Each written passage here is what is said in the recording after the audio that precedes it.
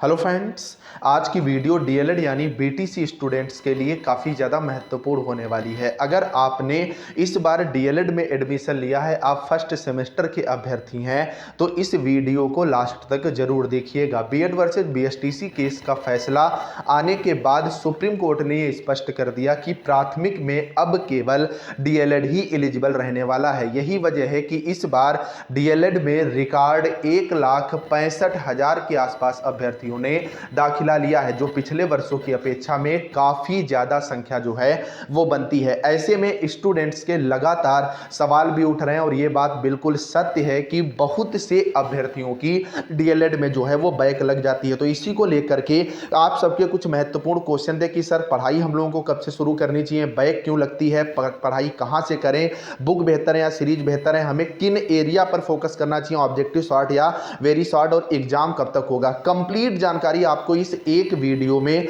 मिलने वाली है। और ये जानकारी जो अभ्यर्थी डीएलएड कर चुके हैं और जिन्होंने अच्छे नंबर गेन करे थे, उनके एक्सपीरियंस के आधार पर मिलेगी। तो आप लोग वीडियो में लास्ट तक बने रहिएगा और चैनल पर नए हो तो चैनल को भी आप लोग सब्सक्राइब जरूर कर लेना। तो सबसे पहला सवाल ये उठता है कि सर हमें पढ़ाई जो है वो कब से शुरू करनी चाहिए। लेकिन इससे पहले आपको ये जानना आवश्यक हो जाता है कि बैक जो है वो क्यों लगती है। तो आपको ये अच्छे से पता होगा, डीएलएड फर्स्ट सेमेस्टर में कुल मिलाकर के 8 पेपर होते हैं। 8 पेपर में जो आपके 3 पेपर होते हैं, पेपर फर्स्ट जो सीडीपी का होता है, दूसरा भी सीडीपी बेस्ड होता है और तीसरा पेपर आपका एसएसटी का होता है। ये 3 पेपर 50 नंबर के रिटन एग्जाम बेस में आते हैं। बाकी के 5 पेपर जिसमें आपका हिंदी होता है, संस्कृत होता है, कंप्यूटर होती है, इंग्लिश होता है, मैथ होता है, ये 25 नंबर का होता है। अब इनमें होता क्या है, जो आपका पेपर यहां पर आप देख सकते हो, जो आपका 25 नंबर का पेपर होता है, इसमें 5 आपके ऑब्जेक्टिव क्वेश्चन आते हैं, 1 नंबर का होते हैं।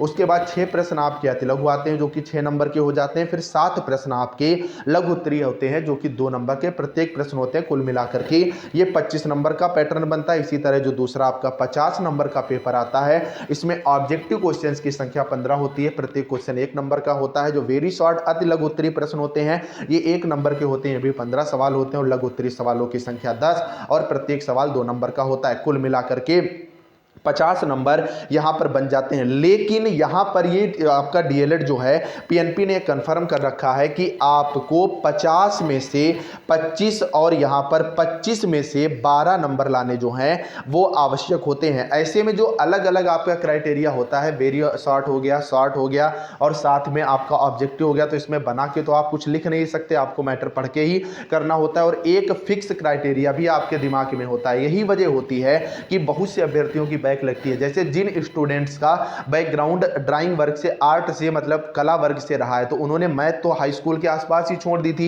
मैथ छोड़े हुए समय हो गया, अब उनको मैथ से डर लगता है, साइंस से डर लगता है। इसी तरह जो अभ्यर्थी पीसीएम से, जिन्होंने फिजिक्स केमिस्ट्री मैथ से एंटर किया है, उनको सीडीपी वगैरह एसएसटी वगैरह से डर लगता है। तो इन चीजों की वजह से जो अभ्यर्थी होते हैं उनको 1-2 पेपर में बैक का सामना करना पड़ता है। लेकिन बैक लगे ये आवश्यक तो नहीं है। बैक लगभग 30 से 35% स्टूडेंट्स की अभी तक के रिकॉर्ड के अनुसार जो है वो लगती है। लेकिन अगर आपको इन चीजों का डर है तो सबसे पहला सवाल आता है कि सर हमें पढ़ाई जो है वो कब से शुरू कर देनी चाहिए। तो देखिए, एग्जाम मोस्ट प्रोबेबली मई के आसपास होने की उम्मीद है और वर्तमान में फरवरी चल रहा है। ऐसे में आपके पास अभी 3 से 4 महीने का जो है वो कुल मिलाकर के समय बचता है। तो आपको करना क्या है, अभी से पढ़ाई थोड़ी थोड़ी जो है वो शुरू कर देनी है। बहुत ज्यादा ये नहीं करना है कि 2-3 घंटे आप दिन में पढ़ रहे हो, इतने की आवश्यकता नहीं है। लेकिन आप मार्केट से, जो अभी मैं आगे बताऊंगा, मॉडल पेपर लेने या बुक्स उनको ले आओ। और जो भी आपकी छोटी मोटी क्लासेज हैं, जैसे इस चैनल पर ही मैंने सीडीपी का पूरा कंटेंट जो है वो करा दिया है। 18 वीडियो है, 12 से 13 मिनट की वीडियो है। उठा के एक बार पूरी की पूरी प्लेलिस्ट जो है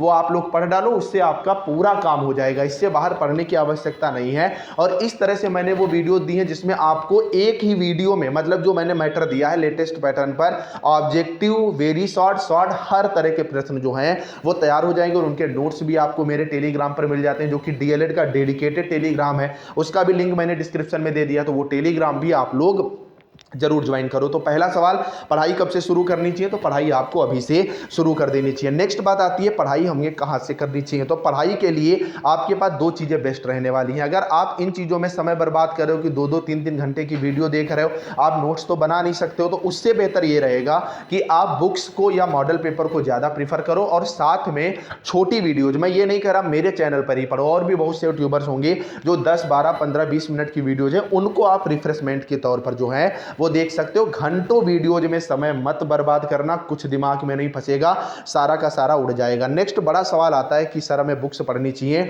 या सीरीज पढ़नी चाहिए? तो जो टॉपर्स रहे हैं उन्होंने ये सजेस्ट किया है कि सीरीज जो है वो बेस्ट रहने वाली है। सीरीज की खासियत ये है कि इसमें प्रीवियस ईयर क्वेश्चंस का अच्छा खासा समावेश रहता है और पीएनपी जैसा कि देखा गया है प्रीवियस ईयर पर ही ज्यादा फोकस करता है। अगर मार्केट में भी आप जाओगे तो जो बहुत बड़ी बड़ी दुकानें, वहां पर आपको भले डीएलएड की बुक्स वगैरह मिल जाए, बाकी सीरीज वगैरह ही आपको ज्यादा देखने को मिलेंगी। उनमें भी मैं दो सीरीज आपसे कह रहा हूं, एक पवन की हो गई और दूसरा राजन की। ये दो आज सीरीज जो हैं वो आपके लिए ज्यादा बेस्ट रहने वाली हैं। संजय प्रकाशन की भी ले सकते हो, लेकिन ये दो अगर मिल जाए तो इनको आप लोग जो है वो ज़्यादा प्रीफर करिएगा। बाकी आप लोग, मैं कोई प्रमोशन नहीं कर रहा, लेकिन मैं आपके लिए मेहनत कर रहा हूँ, फ्री ऑफ कॉस्ट कर रहा हूँ, पीडीएफ भी दे रहा हूँ, तो आप ये वीडियो जो है वो जरूर देखना और अपना एक्सपीरियंस कमेंट में जरूर लिखा करो। नेक्स्ट बात आती है कि हमें फोकस्ड एरिया किस पर करना चाहिए? तो देखिए ऑब्जेक्टिव भी जो 25 नंबर का पेपर आ रहा है उसमें 5 ऑब्जेक्टिव है, 6 शॉर्ट है, 7 आपके वेरी शॉर्ट है। तो वेटेज तो आप देख सकते हो कि वेरी शॉर्ट का बेहतर है ही, और यहाँ पर थोड़ा बहुत आप जो है वो माइंड सेट के अनुसार भी लिख सकते हो। यहाँ पर आपके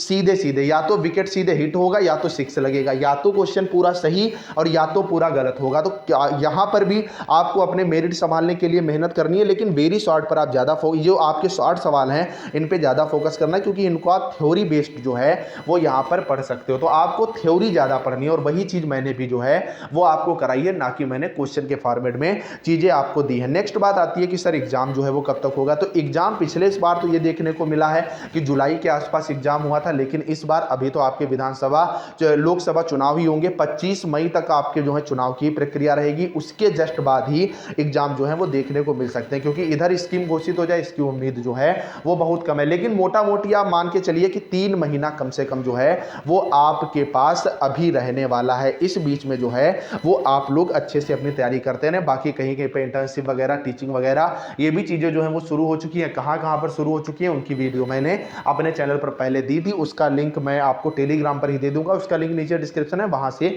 आप वो वाली जो है वो वीडियो देख लेना, वहां पर चीजें आपको जो है वो क्लियर हो जाएंगी। बाकी आप लोगों को अगर कोई भी डाउट है डीएलएड एग्जाम से संबंधित या अन्य एग्जाम से संबंधित, आप लोग पूछ सकते हो। एक सवाल आपका और आ रहा था कि सर हम लोग टेट के लिए, सीटेट के लिए एलिजिबल होंगे या नहीं होंगे? हम लोग अभी फर्स्ट सेमेस्टर में है, तो जो एनसीटीई का नया रूल आया है उसके अनुसार आप लोग पूरी तरह से एलिजिबल हो। लेकिन अभी आपका फोकस्ड एरिया जो है वो आपकी परीक्षाएं ही होनी चाहिए, ना कि टेट सीटेट, क्योंकि उसमें अभी मौके जो हैं वो आगे भी आपको मिलने हैं। तो आप लोग अभी इस पर फोकस करिए, क्लासेस लीजिए कंटिन्यूअसली, आप अपने नोट्स वगैरह, मॉडल पेपर वगैरह पढ़िए। जो भी डाउट्स है उसके लिए आप मेरे से कनेक्ट रहिए, ये चैनल आपको अपडेट जो है वो दे ही रहा है। अगर वीडियो अच्छी लगी है तो आप लोग थैंक यू एक लिखना बिल्कुल मत भूलना, चैनल को सब्सक्राइब करना। चलिए फ्रेंड, इधर तो ले पाए।